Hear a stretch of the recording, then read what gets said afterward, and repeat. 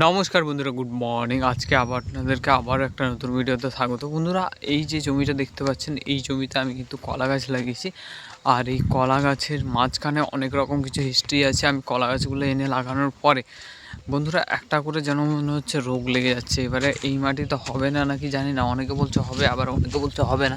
এই যে একটা গাছ আপনাদেরকে দেখাই, দেখুন, এই যে দেখতে পাচ্ছেন, এই যে পাতাটা একটু সাদা সাদা হয়ে যাচ্ছে, অবস্থাটা দেখুন। এই রকম হয়ে গেলে একটু ভয় লাগে, কিন্তু এটার জন্য কালকে একটা স্প্রে করেছি। তো জানি না মানে স্প্রেটা ঠিকঠাক মানে করেছি কি না। আপনাদেরকে বলেছি ওই সাপ কি একটা ওষুধের নাম, ঠিক আছে, ওটা আমি এনে মেরেছি। তো ওটা আমার যেহেতু ছবি তোলা নেই, সেই জন্য দেখাতে পারছি না।